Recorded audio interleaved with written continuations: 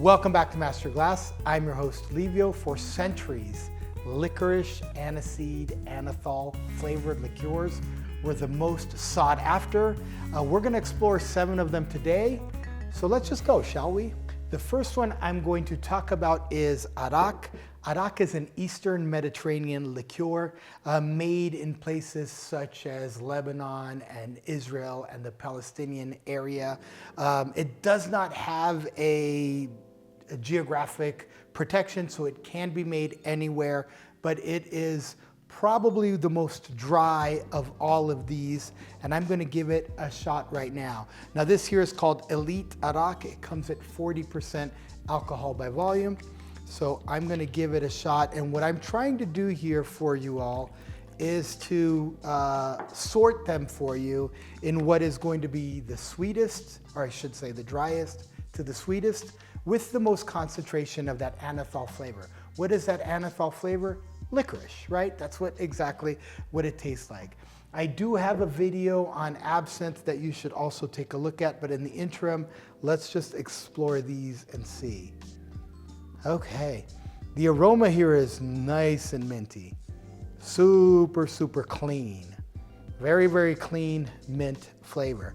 I do get some sweetness aroma to it, even though these are technically supposed to be sweet. So let's see what this tastes like.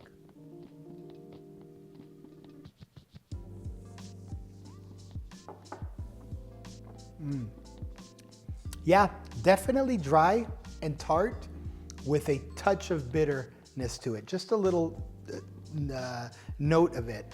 But it's a dry, tart anise flavor. Now, what is anise flavor? Remember, it's that licorice flavor that you find in all sorts of vegetables and spices out there, such as dill can have it, or the star anise, or the aniseed, or licorice itself. But I would set this over here for now, and we'll get back to it to see where it fares with everybody else. Super balanced, super easy to drink, actually very, very delicious. By the way, these are usually consumed with about 2 parts of water and an ice cube in it, if you wish. And the next country we're going to go to now is we're going to go to France, and we're going to try Pernod absinthe. Now this guy here, I'm not going to let it fool me. This one here comes in at 65 alcohol by volume. So in order for me to actually get to taste it without ruining my palate and not being to taste anything else, I am going to dilute it. But before I do, I'm going to give it a smell.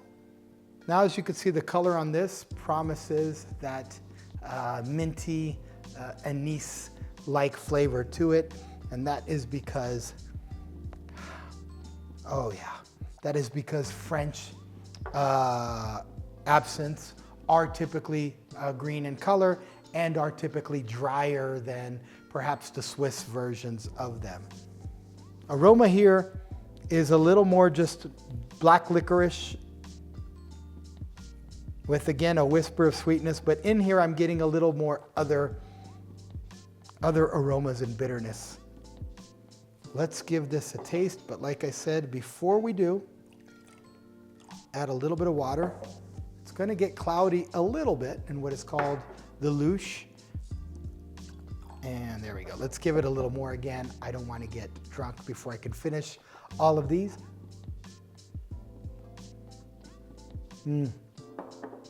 Definitely more bitter. Okay, so for the record, we've got a delicate, slightly acidic, clean anise flavor. Over here, we've definitely cranked it up a notch, not in quality, but just in flavors. We've got a little bit more going on. Now to that acidic and anethol flavor to it, we're gonna add a little bit of some bitter, herbaceous, and herbal notes to it.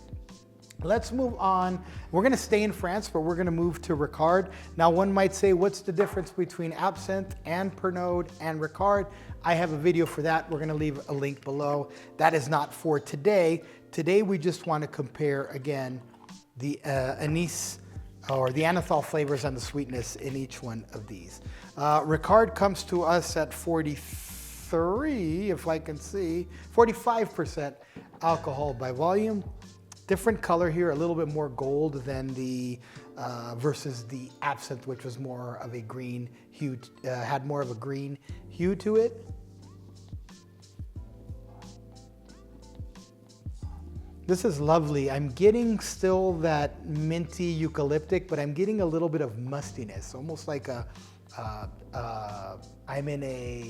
smelling a damp barn area to it. So let's just call that a little bit of earthiness.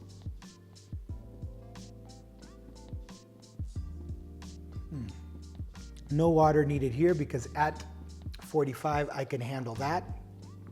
Rich, big, bold, and minty is what I'd like to say here. So definitely we've brought it up yet another notch. So far the level of intensity has gone up the way I thought it would.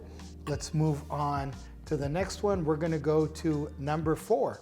This is ouzo. This is a traditional liqueur from Greece, also anise flavored. And what we have here is ouzo 12. We're gonna go ahead and see how this one fares in comparison to all the other ones. Now, like I said, ouzo as well, just like the other ones, is usually served with a part or two of water to your liking and a little bit of ice. And they're really refreshing afternoon drinks or even pre-meal aperitif style beverages. Clear in color.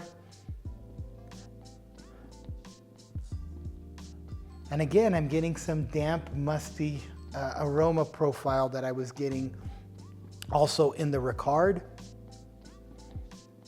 There is some mintiness, but honestly, it's more of that damp aroma to it with a touch of licorice, just a little smidge.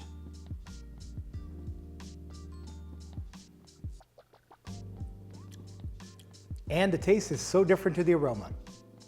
The taste is clean, again, very comparable to what I was getting over here in the Iraq, but with a notch above on the mint. And again, by mintiness, I'm talking about that anethol, aniseed, licorice flavor. We're gonna set these over here, okay? Just in that order here. So we've got these 4 here. So far, so good. By the way, if you like what I'm doing here, please give it a like and I will keep on going. Next, we're gonna move to the country of Italy, where in the Marche region, there's a producer called Varnelli. Varnelli makes what they call laniche secco. What is laniche secco? It's a dry anise flavored liqueur. And the bottle says it, I love it. It says liscio, you can drink it neat. Seltz, which means just add some seltzer water or some soda to it, or in your coffee. Look at that. So let's go ahead and pour some of this in here and see where it goes. Once again, clear in color.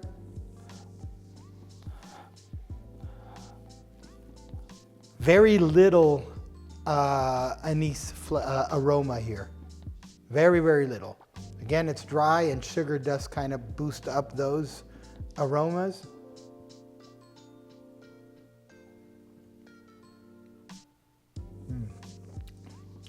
Wow, wow, wow, wow.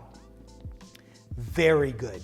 Very, very, very good. Just a very natural way to taste the anethol flavor.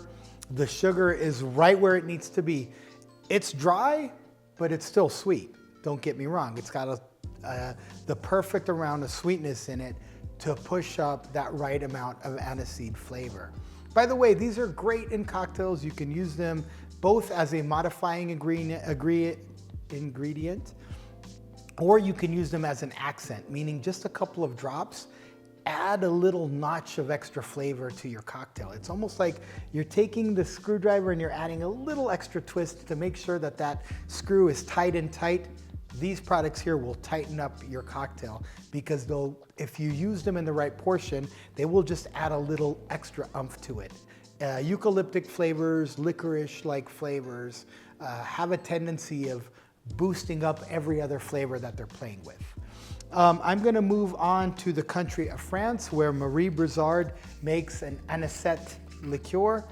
Now, this is supposed to be a little sweeter than the Anise that I just drank. You could also tell it's way more syrupy, which means there's a lot more sugar inside of this one here than in basically any of the other ones that I've tried before. Aroma here. There's a cocoa pod in here. Definitely, you can tell this is going to be sweet, and I can definitely get that mouthwash, scopy, anethol sweetness to it, but also a little bit of like a cocoa pod, or even maybe even a slight vanilla. And yes, vanilla and cocoa are not the same thing, but when they're very gentle, they can have some cool similarities, especially when they're both drowning in a little bit of sugar.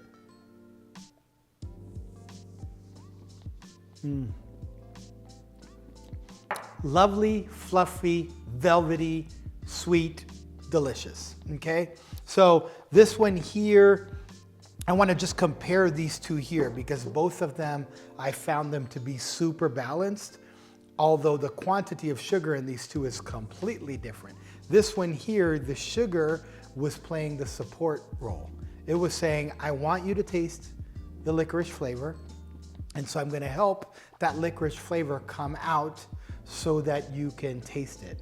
In this case here, that licorice flavor is flavoring the sweet sugar aroma of it. Almost picture it like a flavored simple syrup with alcohol in it. Super cool how much variety is in this category. Super, super cool.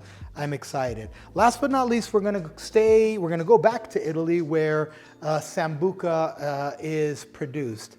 Now there's a whole story of Sambuca that I should be talking about, but it would make this video way too long, so we're gonna just stick with the story of Sambuca and Molinari, which is the most iconic Sambuca brand in Italy. This should be the sweetest, which again is why I left it at the very end.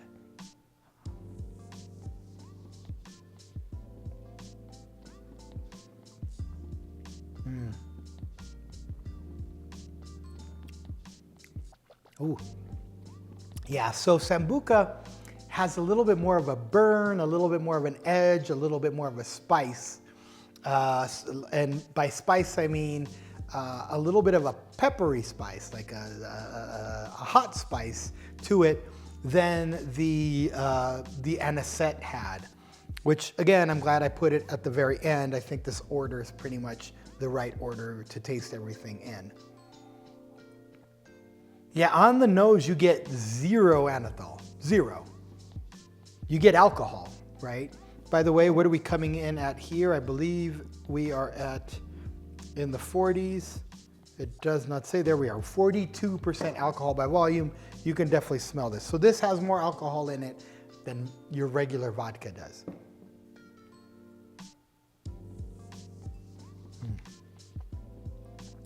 Oh yeah, oh yeah, wow.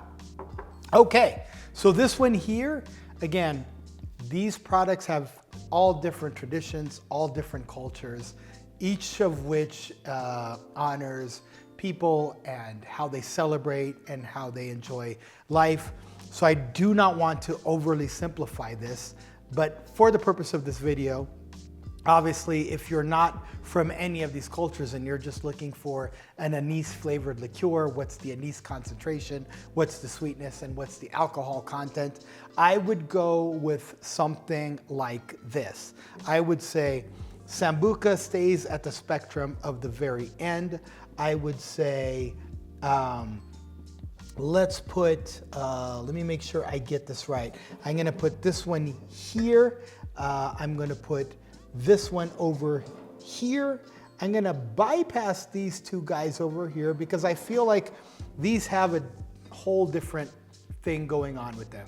This is with water, specifically as an afternoon beverage. I'm gonna pick these four here and I'm just gonna do a last little comparison. Again, value in all of these, but let's see how these four here, which I've picked as different thresholds, important different thresholds, will fare with each other. Arak. Okay. Arak.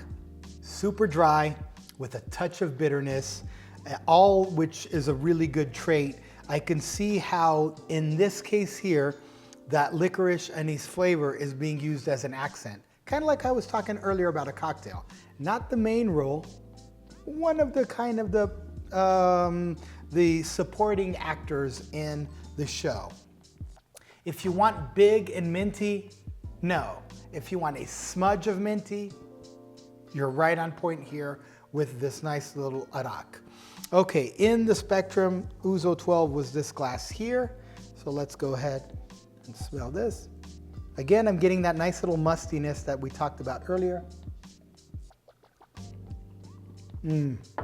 This is a nice transition.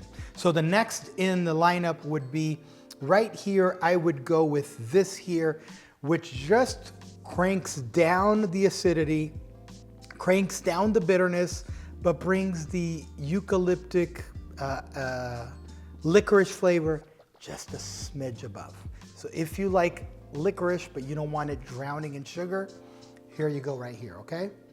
Let's move on to glass number, this one here, which represents the Varnelli Secco.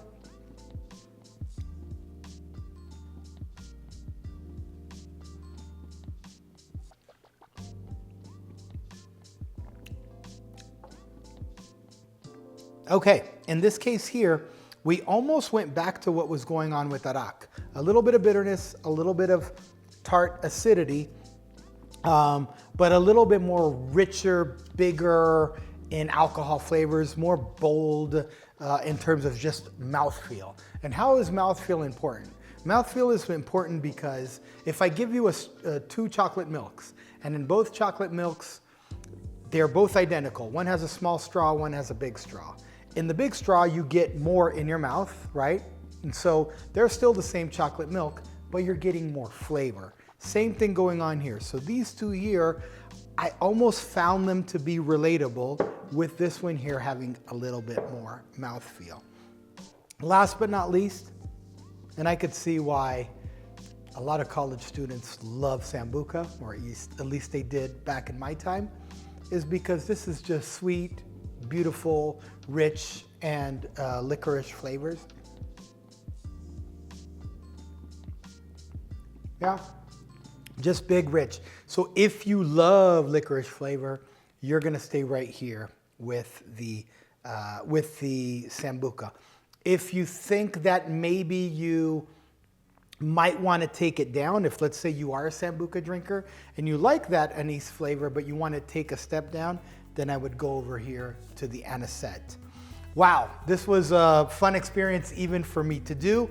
I hope you enjoyed it. If you liked this episode, please give it a like and come back to Master Your Glass, where we talk about traditions and the drinks tied to them. Thanks for watching.